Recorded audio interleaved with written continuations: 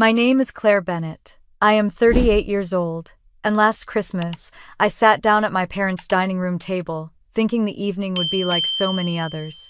The tree glowed, the turkey smelled perfect, and for a brief moment I let myself believe peace was possible. Then, between the clinking of glasses and the passing of dishes, my younger sister Monica smiled at me and announced that she would be moving into my house. The room fell quiet, every eye waiting to see what I would do. Have you ever been caught in a moment where silence would cost you everything but speaking up might change your family forever? That night I had no choice but to answer. Let me take you back to where it began. The scent of roasted turkey lingered as the silence stretched across the table. I felt my heart pounding, even though my voice had come out steady. Years of swallowing words, of letting Monica's declarations go unchallenged, had taught me the art of keeping a calm face when my insides churned. Tonight, though, there was no going back. I watched her blink once, then twice her smile, trying to return but failing. Richard shifted uncomfortably in his chair, his shoulders rising and falling. He cleared his throat, forcing out a laugh that sounded brittle. "That is not funny, Claire. You should not make jokes like that in front of everyone." He turned his eyes toward the others, silently begging them to join his side, but no one moved. Elaine leaned forward, her pearl necklace catching the light from the chandelier. "What do you mean the keys belong to someone else?" she asked it with a trembling voice, though beneath it I caught the edge of accusation. She had probably been looking forward to this moment all day, the unveiling of Monica's new living arrangement, the latest proof that their favored daughter would always be taken care of. I folded my napkin and rested my hands on it, keeping them still so no one could see the tremor in my fingers. "I meant exactly what I said," I replied evenly. "The house is sold." The words fell like a heavy stone into deep water. Monica's jaw dropped slightly. Her painted nails tapped against the stem of her glass. She let out a sharp laugh, brittle and high. "You cannot be serious. You sold your house. You knew I was moving in." I took a slow sip of water before answering, letting the coolness anchor me. "Nobody asked me if I agreed," I said quietly. "Everyone assumed." The turkey sat untouched in the middle of the table, steam rising as if mocking the sudden chill in the room. My father set down his glass and pressed his palms flat on the tablecloth. "Claire, this is absurd. There are always cooling-off periods. You can cancel something like this if you come to your senses." I met his gaze, the same gaze that once made me shrink as a teenager desperate for approval. "Not this time.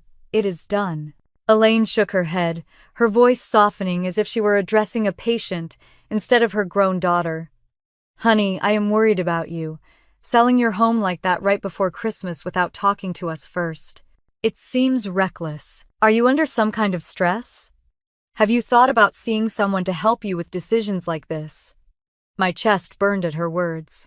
I had heard that tone before, the careful implication that if I did not comply, then maybe I was unstable. It was the family's way of keeping me in line, the subtle suggestion that independence equaled dysfunction. I straightened my back. "I am fine, Mom. What I am not is a doormat." For a long moment, no one spoke. The only sound was the faint ticking of the grandfather clock in the corner. Monica's eyes darted to our parents, then back to me, searching for the safety net she had always relied on. I thought of the 9 years I had spent building my life, the overtime hours, the vacations skipped, the sacrifices made just to afford that house. I thought of the roof repairs, the leaks, the furnace that had finally given out. Every dollar I had scraped together had gone into keeping that place standing, and still they had looked at it as nothing more than an extra room for Monica. I pushed my plate back gently. "I came here tonight to celebrate Christmas with my family, not to be ambushed with plans made without me." Monica's voice cracked louder now, the mask slipping. "You are doing this just to hurt me. You knew I needed a place. You waited until tonight to humiliate me." I met her stare, steady and unflinching. "No, Monica, I am protecting myself." The words tasted sharp, but they were true. I had never said them out loud before. The candles flickered as if stirred by the tension. Around the table no one reached for the turkey or the mashed potatoes. The meal sat cooling, forgotten. I felt the air heavy with disbelief, anger, confusion. Yet beneath it all, I felt something else, something I had not felt in years at this table: control. Richard finally broke the silence, his voice low but firm. "We will talk about this later. Tonight is not the time." But the time had already come and gone. I looked around the table at the stunned faces at Monica, still frozen in her seat of honor, at my parents, who could not quite mask their fury. I rose slowly, my chair scraping softly against the hardwood floor. "I need some air." I walked toward the living room, past the tree glittering with ornaments from our childhood. A paper angel I had made in second grade hung crooked near the bottom, bent and faded. Above it, a gleaming glass ornament engraved with Monica's name caught the light perfectly. It felt like the story of our lives told in decorations. I paused by the window, looking out at the quiet street, lined with snow. Families in other houses laughed and clinked glasses, their joy muffled through walls and frosted panes. Behind me, the murmur of voices began again, low and urgent, but I did not turn back. For the first time, I let them talk without me, my breath fogging the cold glass, as I stood alone, steady, knowing the balance in this family had just shifted in a way none of them expected. Richard's chair scraped back from the table, the sound sharp against the hardwood. His voice cut through the low murmurs, louder than the ticking clock in the hallway. "What on earth do you mean the house is sold?" He leaned forward, palms flat on the table, his face redder than the wine in his glass. Elaine's hand hovered over her fork, her eyes darting from him to me. She looked as though someone had just pulled the rug out from under her. Monica, still sitting at the head of the table, stared wide-eyed, her champagne flute slipping from her fingers. It tipped and shattered on the floor, golden bubbles spreading across the rug, ignored by everyone. I turned back from the window and walked slowly toward the table, my heels quiet on the floor. My heart pounded, but my steps felt steady. I pulled my chair back and sat down again, folding my hands in my lap. "I have 30 days left," I said calmly. "After that, the house belongs to someone else." The silence that followed was heavy, suffocating. Richard's mouth opened and closed once, like he could not quite find the words. Then his voice rose again, harsh, like a verdict. "This is not final. You can cancel a sale. There is always a cooling-off period. No judge would hold you to something rash done without counsel." My jaw tightened. I had expected this. I had rehearsed it in my head, knowing how he would lean on his authority, how he would try to intimidate me into bending. "It is done, Dad," I answered, my tone clipped. "The papers are signed." Elaine finally found her voice. She leaned across the table, her pearls swaying with the motion. "Claire, sweetheart, listen to me. Selling your home without even telling us first, right before Christmas. That is not like you. Something must be wrong." Her voice was soft, soothing, the same tone she used when neighbors lost jobs or church members faced illness. To everyone else, it sounded compassionate. To me, it was a blade. "You make it sound like I am unstable," I replied, keeping my voice level though my pulse hammered. "I am not. I made a decision." Monica blinked fast, her eyes glistening. "So you are really going through with this? You knew I needed a place. You knew, and you did it anyway." Her voice cracked and she pressed a hand to her chest, as if the betrayal might physically break her. "No one asked me if I was willing," I said. "The decision was made around me, not with me." Richard slammed his hand against the table, rattling the silverware. "We are your family. Family talks, family works things out. You cannot just decide something like this alone." My lips curved into something between a smile and a grimace. I already did. The turkey cooled, untouched, the cranberry sauce darkened at the edges, but no one cared. The meal that was supposed to hold us together had turned into the backdrop for a battle none of us could avoid. Elaine pressed her napkin to her lips, her eyes narrowing slightly. "Claire, I am asking you as your mother. Tell me the truth. Are you under stress at work? Is something happening we should know about? Sometimes people act rashly when they are overwhelmed."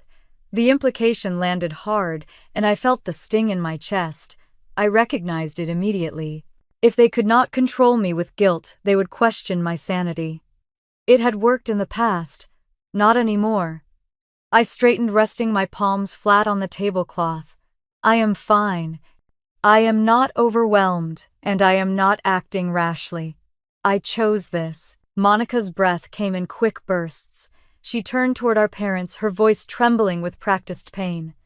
She is punishing me. She knew I needed somewhere to go. She sold the house just to spite me. Richard pointed a finger at me. Tell her she is wrong. Tell her that is not why. I looked from one to the other, their faces lined with disbelief, with anger, with fear of losing control. I will not defend myself against lies, I said simply. Elaine exhaled, her shoulders slumping for the first time. Her gaze swept around the table, landing on the other relatives searching for support. Aunt Carol shifted in her seat but said nothing. Even she looked uncertain now. The grandfather clock chimed 8, the sound deep and resonant. It marked the moment for me, a reminder that time kept moving forward no matter how much they wanted to freeze me in place. I placed my napkin beside my untouched plate and stood. My voice was steady, though I could feel the heat crawling up my neck. I am not discussing this any further tonight. Elaine's face pinched, her tone suddenly dripping with sweetness, every word meant to cut. Claire, you have always been so strong, but strong people break too. Maybe you just do not realize it yet. I met her gaze, unflinching. I realize exactly what I am doing. Richard muttered something under his breath, his hands tightening around the stem of his glass until his knuckles turned white. Monica dabbed her eyes, letting her tears fall freely, hoping to draw all attention back to her. I stepped away from the table, the room thick with the scent of cooling food and unspoken rage. In the silence that followed, I could hear the faint laughter of children outside, sledding down the snowy hill across the street. Their joy carried through the glass, so different from the heaviness inside. I knew this was only the beginning. I walked into the hallway and leaned against the wall, the garland scratching against my sleeve, and the sound of my parents whispering in the dining room faded into a blur. My chest felt heavy, but my mind was clear, sharper than it had been in years. Moments like these never came out of nowhere. They were planted long ago, watered and nurtured by years of imbalance, until they grew into nights like this one. I thought back to when I was 12, the age Monica was given her first expensive dollhouse shipped in from Germany, with real miniature chandeliers that actually lit up. I had asked for a new pair of sneakers for basketball. Richard laughed and told me his strong girl did not need new shoes every season, that I could manage just fine with last year's. Monica got the dollhouse, and I learned to run drills with blisters on my feet. The pattern never broke. At 16, I started babysitting every weekend, not because I wanted extra spending money, but because if I wanted to go to the movies or buy a yearbook, I had to pay for it myself. Monica, at 16, had already racked up her first credit card bill. Richard called her tender-hearted, said she was not built for stress, and paid it off with a smile. I learned to walk home in the snow after late babysitting shifts, saving every dollar. She learned that someone would always rescue her. By the time I was in college at Northwestern, I was working 2 jobs. I cleaned dorm bathrooms at 6 in the morning before class and answered phones at a campus office until 9 at night. Monica had dropped out of community college, by then overwhelmed by the workload of 3 classes. Elaine told everyone at church that her youngest was finding herself, that school was not for everyone. When Monica's car got repossessed, my parents quietly co-signed another loan, never once mentioning it to me. I still remember the call where Mom bragged about how responsible they were being, giving Monica another chance. I survived on peanut butter sandwiches and instant noodles. There was no call offering help with my tuition or rent. I sent home money from my campus job to cover my phone bill, and my parents deposited funds into Monica's account to help her buy clothes for job interviews she never showed up to. The memories pressed harder the longer I stood in that hallway. I could still picture the first time I asked for real help. I was 29, 2 years into owning my little house in Evanston. A storm had torn shingles from the roof, and rainwater had soaked through to the attic. I asked Richard if he could loan me some money to cover the repairs until my next work bonus. He sat at the kitchen table, coffee steaming in front of him, and told me I was resourceful, that strong people figure things out. That same week, Monica called crying because she had fallen behind on her rent again. They wrote her a check without hesitation. I remembered the sound of Elaine's voice when she told me about it. She was almost proud, saying it was only right to help Monica through a rough patch.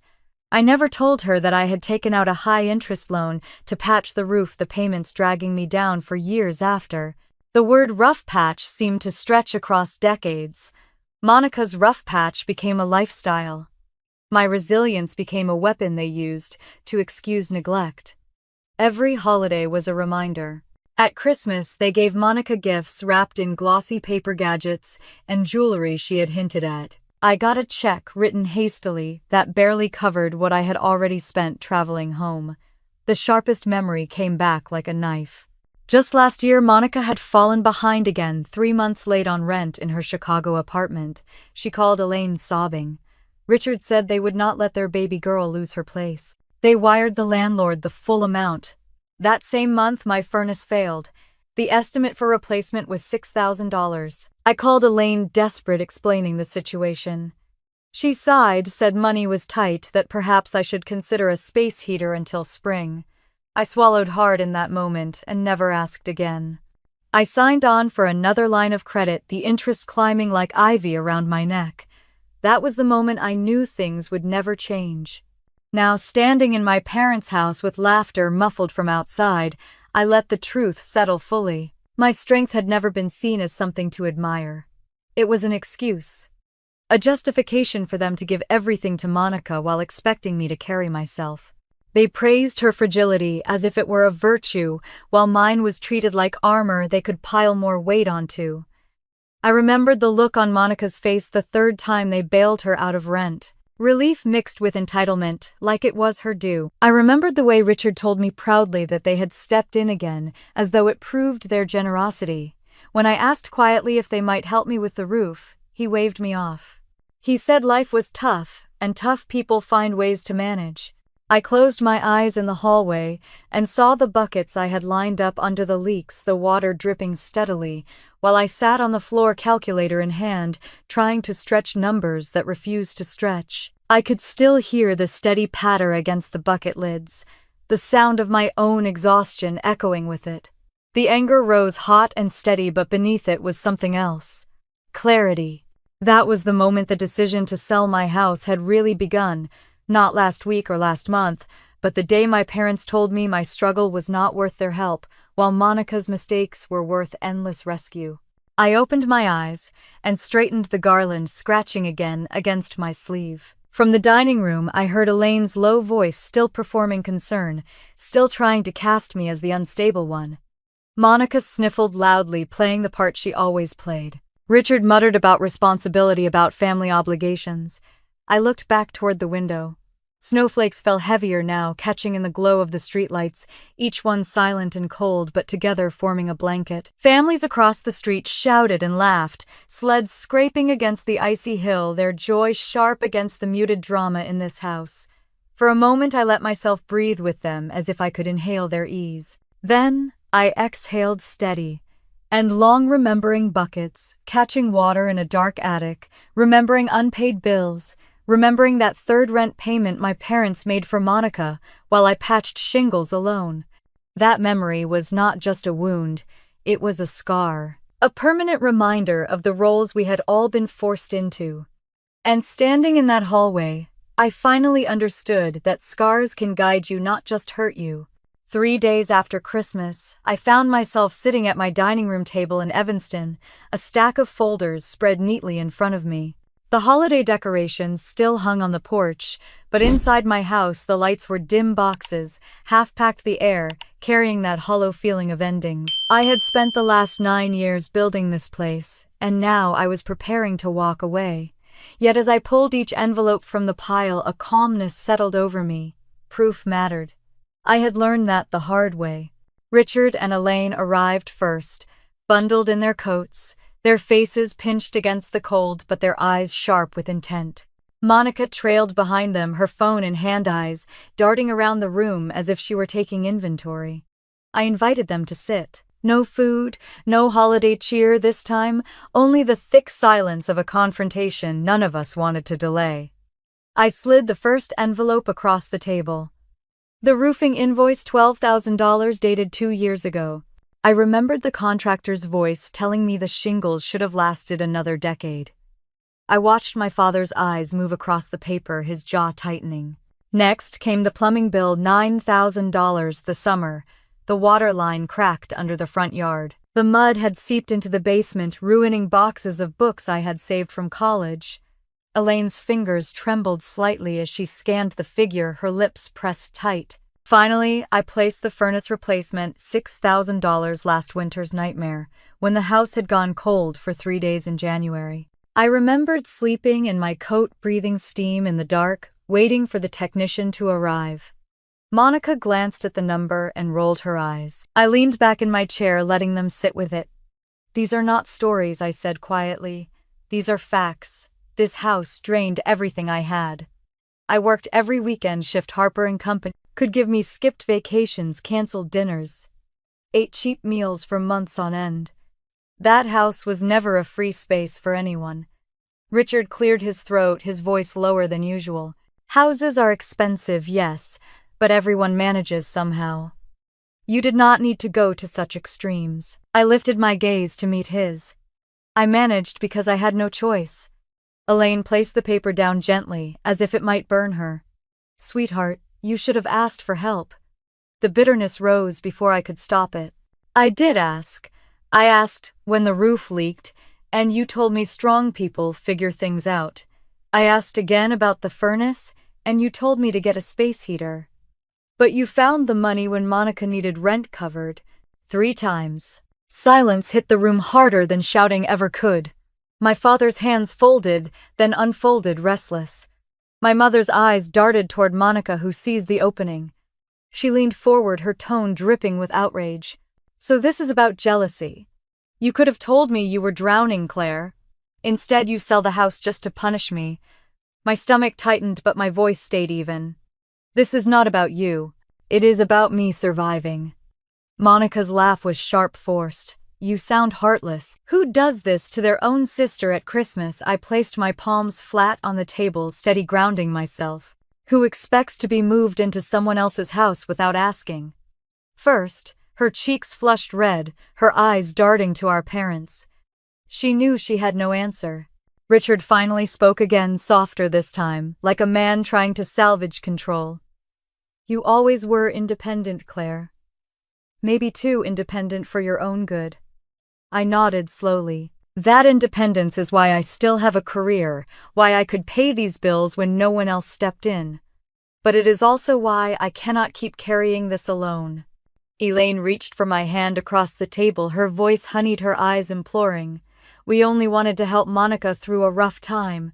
You know she has had her struggles."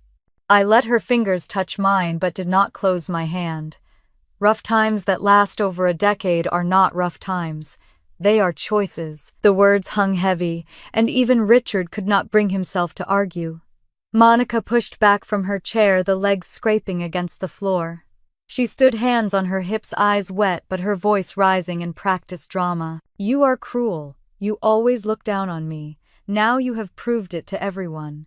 I did not rise. I only gathered the papers back into their folders, stacking them neatly, my movements calm in contrast to her storm. "Cruelty is expecting someone else to clean up your life forever." Her mouth opened, then shut, no words forming. She turned to our parents, waiting for them to rush to her side. Richard and Elaine remained seated, their faces pale, their silence louder than any defense. I placed the folders back into my bag, slid the zipper closed, and leaned back. "This conversation is finished." The room was thick with tension, but underneath it I felt a strange lightness. I had laid the truth bare, paper by paper, number by number.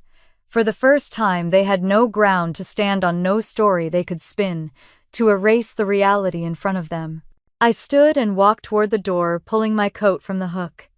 Behind me, I heard Monica's chair scrape again, her voice sharp, accusing echoing in the hollow space of my home. But this time her words felt powerless. Outside, the snow crunched beneath my boots. The air bit at my cheeks, clean and cold, sharper than the air I had just left behind. I pulled my scarf tighter and started down the street, my breath rising in clouds. Somewhere behind me, the lights of my house still glowed, but in a few weeks they would belong to someone else. For the first time, that thought did not sting. It steadied me. The following morning, I poured myself a cup of coffee and opened my phone, still wrapped in my robe, trying to shake off the heavy conversations of the last few days. What greeted me on my screen made the mug tremble in my hand. Monica's face stared back at me from a Facebook post, her eyes wide and tearful in the selfie she had taken. The caption beneath read that her own sister had made her homeless at Christmas, that she had nowhere to go, and that she was devastated to learn family could treat her this way. The comments stacked underneath in long threads. "You're so strong, honey. We're praying for you." People offering her spare rooms, couches, sympathy. Then I saw Elaine's name. "We're here for you, sweetheart. Always." My chest tightened as I read those words, the betrayal deeper than the cold outside. I set my coffee down before I dropped it, my hand shaking against the counter. In a few short lines, Monica had rewritten the story, casting herself as the victim, me as the villain. The truth of bills and repairs, of years of work and sacrifice, meant nothing against the power of a single post and a curated photograph. By noon, the post had been shared by 3 relatives. My phone buzzed with notifications from cousins I had not spoken to in years. One message from my aunt in Ohio read, "I can't believe you would do this to your sister. At Christmas of all times." The words blurred on the screen, my breath coming fast. I shoved the phone into my bag and drove to work, the familiar streets of Evanston sliding by without registering. My office at Harper & Company Media sat quiet when I walked in, but eyes lifted as I passed. Conversations hushed. By the time I reached my desk, Lisa Harper from accounting was standing there, her expression pinched with concern. "Claire," she whispered as if discussing a scandal. "I saw your sister's post. Is it true you sold your house and left her with nothing?" She glanced around as if she did not want anyone else to hear. "If you need help, my church has a program for people without housing. We can find her somewhere to stay." The heat rose to my cheeks, shame mixed with anger, though I had done nothing wrong. Lisa looked at me with pity, not understanding that the story she had read was a performance, not reality. I pressed my palms flat on my desk. "Monica is not homeless, Lisa. She has an apartment and parents with a 4-bedroom house. She is not sleeping on the street." Lisa's eyes widened, but her doubt lingered. She gave me a small nod and retreated, but I knew the conversation would not end with her. By afternoon, 3 more coworkers had stopped by, each asking in roundabout ways if I had really left my sister stranded. The whispers followed me down the hallway, clinging like smoke. That night, I sat at my kitchen table, surrounded by boxes, my phone buzzing again and again. Finally, I opened the group chat our extended family used for birthdays and reunions. My stomach dropped. Message after message painted me as cold, unfeeling, heartless. My cousin Jennifer had written, "How could anyone do this to family?" Uncle Robert added, "A house is not worth more than your sister." The words burned. I scrolled until I found Elaine's reply, chiming in with careful sorrow. "We are very worried about Claire. She is not herself these days." I knew what she was doing, weaving the same narrative she had tried at the table, that I must be unstable, that my decision to sell was proof of poor judgment. I dropped the phone on the table, pressing my hands against my face. For a moment, the weight of it all pressed down hard, the years of being cast as strong, now recast as cruel. Monica had always played the part of fragile, and fragility was easy for people to rally around. No one wanted to rally around the sister who had always been self-sufficient. I opened my laptop, the glow harsh in the dark kitchen. I pulled up the invoices again. The roofing bill, the plumbing disaster, the furnace replacement. They sat there like silent witnesses. I had kept them for my own records, but now I understood their other purpose. Proof. Receipts that could not be spun into lies or twisted into melodrama. The house creaked in the winter cold, the heating system humming, the same system I had replaced when my parents told me to buy a space heater. I wrapped my sweater tighter and sat in the dim light, scrolling through Monica's post once more. Every new comment landed like a stone, each one stacking higher, building a wall of public opinion against me. I thought of the times I had carried Monica home when she was too drunk to drive, the nights I had edited her resume, the mornings I had lent her money knowing I would never see it again. None of that mattered now. The only thing people saw was a crying selfie and a carefully worded caption. The quiet of the house pressed in around me, but in that quiet I felt the same steadiness I had found in the hallway on Christmas night. Let her play her campaign on social media. Let them whisper at work and shake their heads in the family chat. Paper does not lie, numbers do not lie, and soon enough I would show them. By Monday morning the buzz had already reached the office. I stepped into Harper & Company, media's glass lobby, the hum of conversation sharper than usual. A pair of co-workers from design glanced at me and then quickly looked away, their whispers following me to the elevator. By the time I reached the 12th floor, I could feel the weight of stairs pressing in like smoke clinging to my clothes. At my desk, Lisa Harper hovered nearby. She smoothed her blouse, eyes darting nervously before she leaned down. "Claire, I know things are hard right now. My church has a housing ministry. They help people when they don't have a place to stay. We could get Monica on the list." She meant well, but the pity in her tone landed like a slap. I forced a small smile, keeping my voice even. "Lisa, my sister, is not homeless. She has an apartment, and she still has my parents' house if she needs it." Her brows furrowed, lips parting as if she wanted to argue, but she just gave a tight nod and walked away. I watched her go, my chest aching. It did not matter how calmly I explained. The story had already taken on a life of its own. By lunch, the whispers had grown louder. Passing by the break room, I caught fragments. "Left her sister with nothing. Can you believe that?" The words burned, but I kept my head high, my heels clicking on the tile. I would not give them the satisfaction of seeing me crumble. In the afternoon, my manager Daniel stopped by. He was a tall man in his 50s kind, when he wanted to be, but always careful about appearances. "Claire, could you step into my office for a moment?" His voice was polite, but I heard the steel underneath. I followed him in the blinds, half drawn, the Chicago skyline muted behind gray clouds. He gestured for me to sit. He rested his elbows on the desk, fingers laced. "I wanted to talk with you about something sensitive. Personal matters can sometimes bleed into professional life. And here at Harper & Company, our reputation is built on trust." I felt my stomach tighten. He was too practiced, too careful. I knew where this was going. He cleared his throat. "I've heard some concerns. People are talking. Stories circulate quickly, especially online. I just want to remind you that personal reputation affects how clients see us." For a moment I could not find words. My tongue felt heavy. My sister's lies had not only poisoned my family, but now they threatened the career I had fought tooth and nail to build. I steadied my breath. "I understand, Daniel, but I want you to know the stories aren't accurate." He gave me a sympathetic look that did not reach his eyes. "I'm not judging, Claire. I just need you to be aware. That was all." He dismissed me with a nod. Walking back to my desk, the office felt colder, the walls closer. I sat down, my hands trembling slightly, as I typed meaningless emails, the words blurring. Years of discipline, of pulling myself up, of never asking for help, and here I was being quietly warned because my sister had posted a picture with teary eyes and a dramatic caption. By 5 o'clock I was exhausted, though I had done nothing all day except defend myself in silence. I packed my bag and started toward the elevator. That was when Thomas appeared, leaning against the wall with his coat slung over one arm. He was younger than me, early 40s, sharp, but easygoing, the kind of colleague who noticed more than he said. "Rough day?" he asked, falling into step beside me.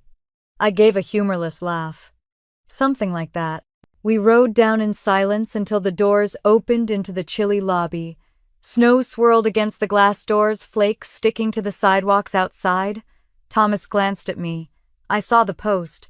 "You don't owe me an explanation, but I know how these things go. Families twist stories. People believe what's easy." His words stopped me. I searched his face, expecting judgment, but found only steadiness. I exhaled, shoulders loosening. "Thank you," I said quietly. He nodded. "If you need help moving when the time comes, I've got a truck and a strong back. Just say the word." The lump in my throat surprised me. In a week where everyone else seemed to see me as cold or cruel, here was one voice offering help without strings, without pity. I blinked hard and managed a smile. "I might take you up on that." "Good," he said simply. Then he opened the door, and let the winter air rush in, holding it for me as we stepped out into the cold. The city streets glistened under the snow headlights cutting through the dusk. For the first time in days, the whispers and the lies felt a little smaller, a little less sharp. Someone believed me even if it was just one person. And that belief, quiet and solid, was enough to keep me moving forward. Saturday afternoon, I pulled into my parents' driveway, the snow piled high along the edges where Richard had shoveled earlier. The windows glowed warmly against the gray sky, but my chest tightened as I noticed extra cars lined up at the curb. I recognized Aunt Carol's station wagon, Jennifer's compact, and the dark sedan that belonged to Uncle William. The moment I stepped inside, the smell of coffee and cinnamon filled the air, but the tension was thick enough to cut. Elaine greeted me with a quick hug that was more performance than affection. "We are all waiting in the dining room," she said, her tone clipped. I followed her down the hallway and into the room that had once been the backdrop for birthdays and Thanksgivings. The long table was cleared, except for a neat stack of papers already placed in front of my seat. They wanted me to defend myself here on their stage. Monica sat at the far end, dabbing at her eyes with a tissue, her lips trembling as though she had been crying for hours. Richard stood at her shoulder, hand resting protectively on the back of her chair. I slipped into my seat and unzipped my bag. From it, I pulled the folders I had spent nights organizing, each labeled, each filled with invoices and bank statements. The room fell quiet as I laid them out in front of me, the soft shuffle of paper the only sound. Richard cleared his throat, his voice carrying the authority he always assumed would silence me. "Claire, this family needs to come to an understanding. Selling your house was rash. We called everyone together today so we can figure out a solution before it's too late." I kept my eyes on the papers, my fingers smoothing the edge of the roofing invoice. $12,000, I said, sliding it across the table. 2 summers ago, when the storm ripped half the shingles away, the contractor told me they should have lasted 10 more years. Insurance denied the claim. I paid every cent. Aunt Carol frowned, leaning closer to see the number. Jennifer shifted uncomfortably in her seat. Uncle William adjusted his glasses and studied the invoice without expression. Next, I placed the plumbing bill on top. $9,000. The water line burst in July. The city dug up my front yard and told me the pipe on my side was my problem. Mud filled the basement. I spent weeks drying what I could save. Elaine pursed her lips, her eyes flitting between me and the paper. Richard looked away. Finally, I set the furnace replacement in the center, $6,000 last January when the house froze. I slept in my coat for 3 nights. I paid a technician up front because no one else was going to cover it. The numbers sat heavy in the silence. My chest rose and fell evenly, though my heart pounded.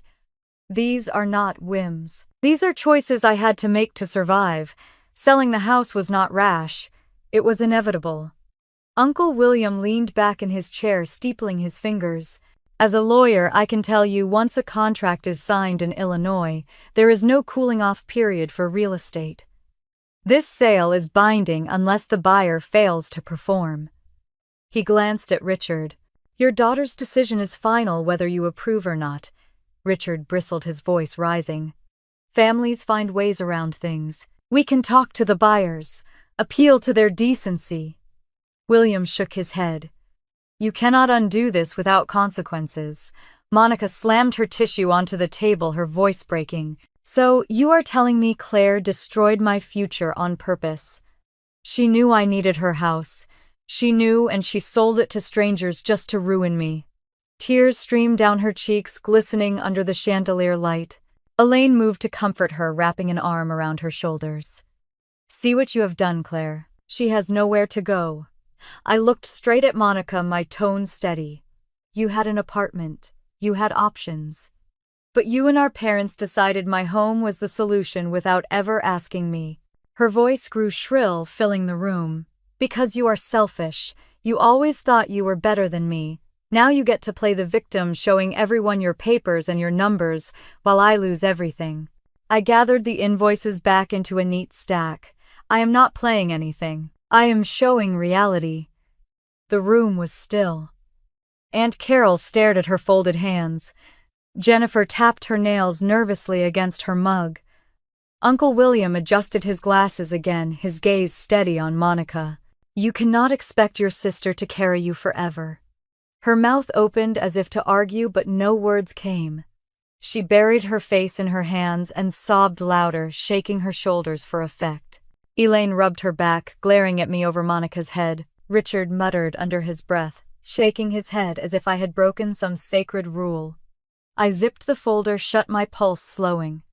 For years I had been painted as the strong one, the one who never needed help. Now they wanted to twist that strength into cruelty. But the papers spoke louder than their stories.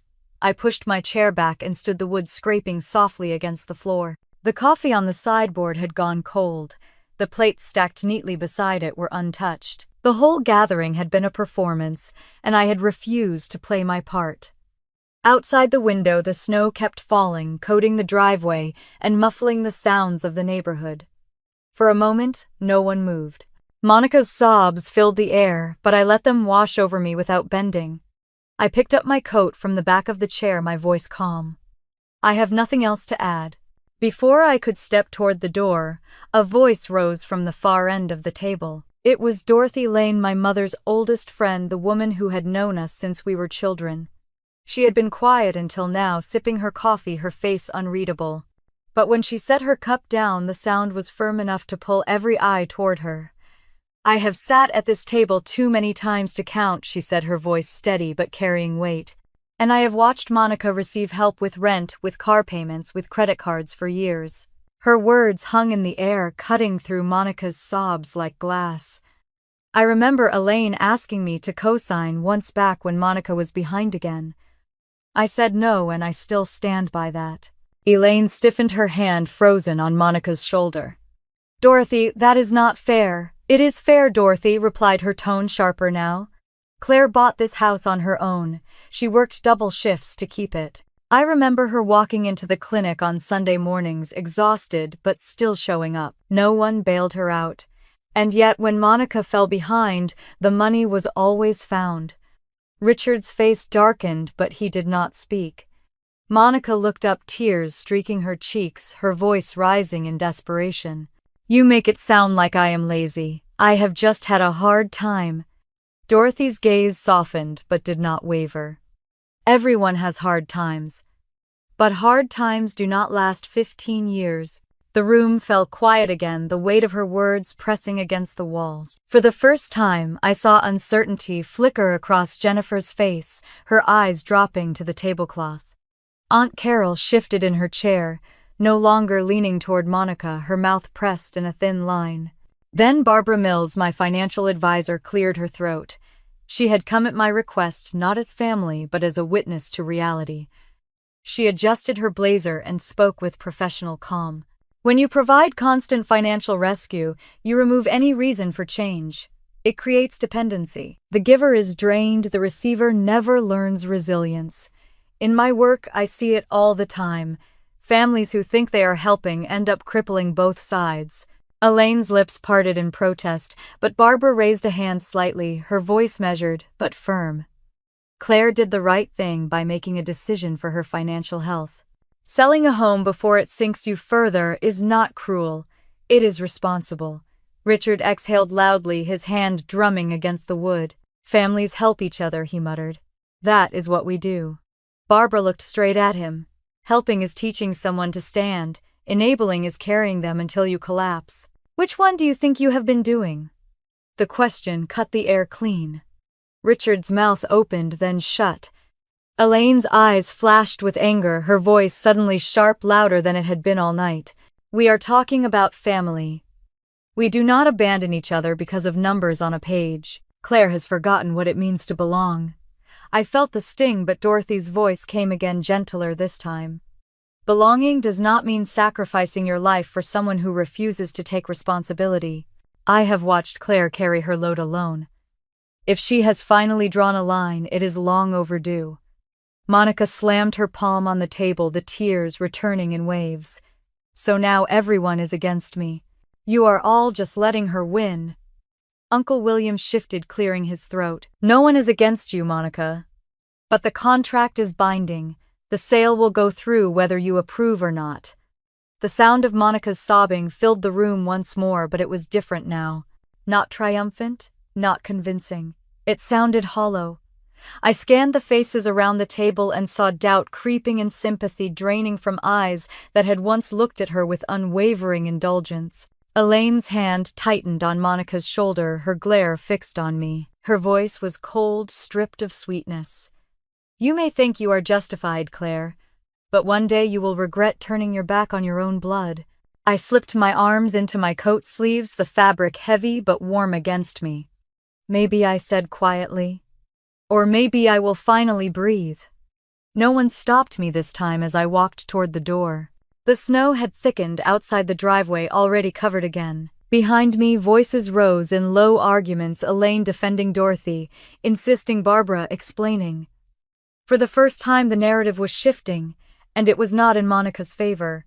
I stepped into the cold air, the sharp wind biting at my cheeks. The world outside was quiet, steady, untouched by the chaos inside. My boots crunched against the snow as I headed toward my car, each step firm, carrying me farther from the house that had never been a safe place for me. Back at my own house, the boxes lined every wall of the living room, stacked high like uneven towers. Some were labeled carefully in black marker, others sealed shut in a hurry, with tape peeling at the edges. The once warm space felt less like a home, and more like a storage unit waiting to be emptied. I sank into the armchair I had not yet wrapped, pulling my phone from my pocket. The screen lit with missed calls. 6 from relatives in Ohio, 3 from cousins in Indiana, 1 from an uncle I had not spoken to in over a decade. The voicemail notifications piled up. Against my better judgment, I pressed play. "Claire, this is Aunt Susan. I just heard from Elaine. I cannot believe you would leave Monica without a place. You have always been so cold." Another voice followed, lower and sterner. "Your father is right. Family is family. You may have money now, but one day you will regret this, Claire." The words blurred together, each one carrying the same accusation, the same rehearsed disappointment. By the 5th message, I stopped listening and let the phone drop into my lap. I rubbed my temples, the weight of their judgment pressing harder than the cardboard boxes surrounding me. The silence of the room deepened. I could hear the hum of the refrigerator and the faint whistle of wind against the window panes. I stared at the towers of packed memories and wondered how many of these things had cost me sleepless nights, how many had been bought with overtime hours and meals skipped. After a while, I stood and wandered to the bookshelf, half-emptied dust outlines marking where my favorite novels once sat. A frame had slipped between 2 stacks wedged in the corner. I pulled it free and brushed off the dust. The photograph hit me like a punch. There I was, in 2014, standing on the porch of this very house, a set of keys in my hand, my smile wide enough to split my face. The realtor had snapped it as a surprise after closing, catching the exact moment I realized I had done it. Bought a house completely on my own. I stared at that younger version of myself. My hair pulled back in a messy ponytail, my coat too thin for the February chill, but my eyes shining.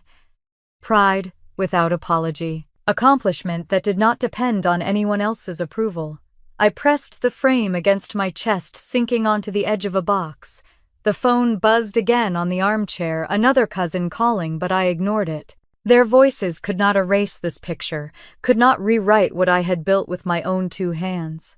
My mind wandered back to those first nights in the house. No curtains yet, the windows bare, me eating Chinese takeout on the floor because I had not bought furniture. The air had smelled of fresh paint and possibility. I remembered falling asleep surrounded by paint cans, too tired to keep brushing the walls, but too proud to stop smiling. I thought of the sacrifices stacked behind that smile. Years of paying down student loans while watching Monica rack up credit card debt my parents wiped away. Years of driving a rusted Toyota while they helped her lease a new car she could not afford. The furnace breakdowns, the leaks, the endless repairs, all of it built into these walls. All of it mine. I set the frame carefully on top of the nearest box, tracing the edge with my fingers. That photo was my reminder. My proof that every decision I made now was not out of cruelty but survival. I had given enough of myself already. The phone buzzed again, this time with a message notification. I opened it and read the family group chat, the words swimming on the screen. Heartless, cold, a disgrace. Each one punctuated by Monica's own updates, painting herself as a victim of my selfishness. I closed my eyes, letting the sting pass. Their chorus of judgment was familiar. I had been labeled difficult, stubborn, unyielding since I was a child. Only now the label had shifted to cruel, but the pattern was the same. If I refused to give, I was the villain. I stood, stretching my stiff back, and walked to the kitchen. The counters were bare except for a kettle and 2 mugs I had left unpacked. I filled the kettle and set it on the stove, the whistle soon filling the empty house. The sound was comforting, grounding. As I poured the hot water over a tea bag, I glanced back at the photograph resting on the box. That young woman had believed she could build a life without needing rescue. She had been right. I was still standing, even after years of storms and debts and family disappointment. I was still here with a choice they could not take from me. The tea warmed my hands as I sat back down. Outside, the snow fell in thick sheets, muting the streetlights, wrapping the neighborhood in white. Inside, the weight of family judgment pressed heavy, but the photo on the box glowed in the lamplight, reminding me of who I was before the noise, before the demands. I took a long sip, letting the heat steady me. For the first time in weeks, my chest loosened. I did not owe them more sacrifice. I owed myself peace. The knock came just after dusk, sharp and insistent, echoing through the half-packed rooms. I set my mug on the counter and wiped my hands on a dish towel, already knowing who stood on the other side of the door. When I opened it, Richard and Elaine were there, bundled in heavy coats, their expressions stiff. Monica stood between them, her scarf draped loosely, her eyes wide and damp, as though she had been practicing sorrow in the mirror. "We need to talk," Richard said, his voice firm but rehearsed. I stepped aside, letting them into the living room. The boxes stacked against the walls seemed to unsettle them, reminders that my decision was already in motion. Elaine's eyes lingered on the photograph of me holding the keys in 2014 resting on top of a box. She pressed her lips together and turned away. They did not sit until I gestured to the couch. Monica folded herself into the corner shoulders, hunched her tissue already in her hand. Richard stayed standing, looming near the window, and Elaine perched on the edge of the cushion like she might spring forward at any moment. "Family helps family." Richard began, his words clipped. "That is how we survive. That is how we have always done it." Elaine nodded quickly, her voice softer, coaxing. "Claire, we know you feel hurt, but you cannot turn your back on your sister. She just needs a little time, a roof over her head while she gets settled." Monica dabbed at her eyes, looking at me with practiced fragility. "Just a few months, Claire. I swear I will get back on my feet. I cannot do this alone." Her voice cracked perfectly on the last word. I sat across from them, folding my hands in my lap, letting the silence stretch long enough for their words to echo back at themselves. Then I reached into my bag and pulled out a business card, sliding it across the coffee table toward Monica. "Harper & Company Media has an entry-level marketing position. Interviews are next week. I already spoke to HR.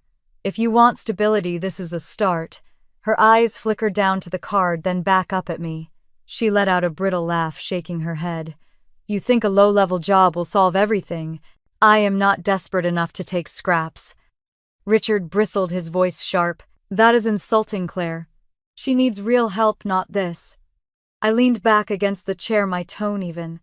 Real help is giving her the chance to stand on her own. Anything else is just postponing the same problem. Elaine's cheeks flushed pink. "She has always been more fragile than you. She cannot handle what you handle." I met her gaze steady.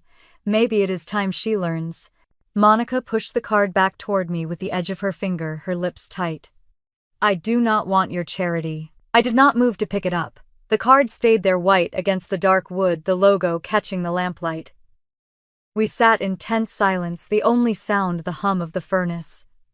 Finally, Elaine stood, smoothing her coat. "We have said what we came to say. You will regret this, Claire." Richard gave a curt nod, ushering Monica toward the door. She followed, her shoulders slumped, her eyes cast down.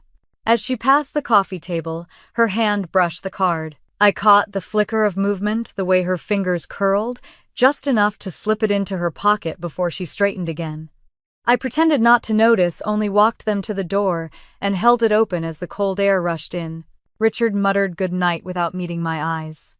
Elaine gave me a look filled with disappointment, as if she could will me into shame. Monica lingered for half a second, her expression unreadable, then stepped out into the night. I closed the door and leaned against it, the quiet of the house wrapping around me once more. For a long moment I stood there listening to their car start, watching the headlights cut across the snow before fading down the street. I turned back to the room, my gaze falling on the empty spot on the table where the card had been. A small shift, barely noticeable, but it was there. And though I knew better than to hope, I allowed myself to feel the weight of that moment. Not a resolution, not a victory, but the faintest sign that maybe, just maybe, something had cracked in the pattern. By the first week of January, the townhouse in River North already felt more like home than the house I had left behind. The rent was nearly 40% less than my old mortgage, and the relief of that fact showed up in every part of my life. I slept deeper, I ate, without counting every dollar, and I breathed easier knowing the repairs belonged to someone else now. The place was smaller, yes, but the tall windows poured light into the living room each morning. The hardwood floors gleamed, the hum of the city drifting in through the glass, instead of the quiet resentment of the suburbs. I unpacked slowly, taking my time deciding what to keep and what to leave behind. With each box emptied, I felt lighter, as if I had shed not just things but years of burden. On Tuesday evening, I walked to the community center a few blocks away for my first photography class. My camera hung heavy but familiar around my neck. Inside, people of all ages gathered, chatting easily as they adjusted straps and lenses. The instructor, a woman with salt and pepper hair and a warm laugh, began with basics, but I felt something stir in me that I had not felt in years. Curiosity. Creativity. The joy of learning something entirely for myself, with no one demanding I give it away. After class, I strolled back through the crisp winter air, my breath fogging as the Chicago skyline shimmered against the frozen river. For once, my thoughts did not drift back to bills or family drama. They stayed with me with the possibility of new beginnings. Still, the past tugged at the edges of my mind. Monica had been quiet online lately. No dramatic posts, no tearful updates, a silence that felt unnatural after the storm she had stirred. Then one afternoon, Lisa from work approached me in the break room, her voice softer than before. "I ran into your sister downtown last week," she said. "She mentioned she went to an interview at Harper and Company. I thought you should know." I froze with my coffee halfway to my lips. I did not let my face betray the swirl of emotions. "Thank you," I managed, setting the cup down. "She did not say how it went," Lisa added, "but she seemed different." Then she left, leaving me to absorb the news. I sat alone thinking of that moment when Monica slipped the business card into her pocket. She had pretended to reject it to maintain her performance, but perhaps she had taken a step I never thought she would. I did not know if it meant change or just another experiment, but it was hers. For once, it was not my responsibility. Friends of Monica's had begun to drift away. Word traveled fast in our circles. The truth about her unpaid rent, her history of bailouts, had leaked through cousins and coworkers until even her most loyal defenders could not deny the pattern. The sympathy that had flooded her Facebook post in December thinned out, leaving only silence where the cheers once echoed. I heard murmurs through family channels. Elaine had stopped sharing Monica's posts. Richard had grown quiet in group chats. Even Aunt Carol had written privately to me saying, maybe Dorothy had been right. Maybe the enabling had gone too far. Their words did not heal the years of imbalance, but they did lighten the load I carried. One evening, I sat by the window of my new living room, the city lights sparkling below. I poured myself a glass of wine and lifted the old photograph I had placed on the side table, the one of me in 2014, holding the keys to my first house. I studied my younger face, the wide smile, the fearless pride. That girl had carried burdens she never should have. That girl had believed it was her job to hold everything together. I set the photo down and looked around at the new space, uncluttered and bright. I realized I was no longer that girl. I did not have to be the older sister who saved everyone else. I was not bound to Monica's crises or my parents' expectations. My life was mine again. The relief was subtle, but powerful, like the loosening of a rope that had been pulling at my chest for decades. I took a slow breath, watching the headlights weave along the streets below, each one carrying someone else's story. Mine, for the first time, was finally free. A week later, I sat at my parents' dining room table again, but everything about it felt different. The long, polished surface that had hosted countless arguments was bare, except for simple placemats and a plain centerpiece of pine cones left over from Christmas. The food was modest roast chicken, with potatoes, green beans, lightly salted. No champagne chilling, no china pulled from the cabinet, no performance of perfection. Just a quiet dinner, subdued and careful. Richard poured himself a glass of water instead of wine. Elaine fussed briefly with the napkins, her movements smaller than before. Neither of them looked eager to speak. The weight of all that had happened hung in the room, but not with the explosive energy of weeks earlier. It was heavier, slower, like ashes after a fire. Monica sat across from me. She had trimmed her hair shorter and her makeup was minimal. She looked tired, but there was something less frantic about her now. For the first part of the meal, she kept her eyes on her plate, the scrape of her fork the only sound she made. Finally, she cleared her throat, her voice tentative. "I started that job," she said, glancing quickly at Richard and Elaine. "At Harper & Company, it is entry-level, just marketing assistant. I am still on probation." Elaine reached out and touched her hand gently. "That is good, sweetheart." Richard gave a stiff nod, but he did not add the gushing praise he once would have. I set down my fork and studied Monica. She avoided my eyes, fiddling with the edge of her napkin. "That is a start," I said evenly. "Work is work, and every step matters." She pressed her lips together, and for a moment I saw the old defiance flare in her gaze. Then it softened, her shoulders sagging as though she was too tired to fight. She muttered almost under her breath, "I did not think they would even call me back." But they did. Elaine smiled faintly, her hand still resting on Monica's. I noticed how different it felt now. There was no triumphant glow, no insistence that Monica was destined for more. Just a quiet acceptance that she had finally at least taken a step forward. The conversation drifted after that. Richard asked me about my townhouse. I told him it was smaller but brighter, more manageable. He nodded without comment. Elaine asked about my photography class, her tone polite, not mocking. I explained that it had given me something new to look forward to. She offered a faint smile, the kind that did not reach her eyes, but it was more than I had expected. Dinner ended without the explosions, without the accusations. The silence was not comfortable, but it was no longer hostile either. It felt like a truce. Later that evening, back in my townhouse, I set my coat on the rack and walked into the living room. The hardwood gleamed under the soft glow of the floor lamp. My boxes were mostly unpacked now. The shelves held the books I had decided to keep, and the photograph from 2014 sat framed on the console table, its proud smile facing outward. I opened a bottle of wine and poured a glass, watching the red swirl against the crystal.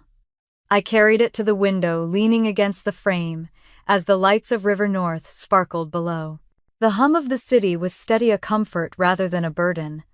I thought about Monica sitting at a new desk somewhere downtown, answering phones or sorting files. I pictured her pulling out that card I had handed her weeks earlier, the one she had pretended to reject, and I let myself imagine the moment she decided to use it.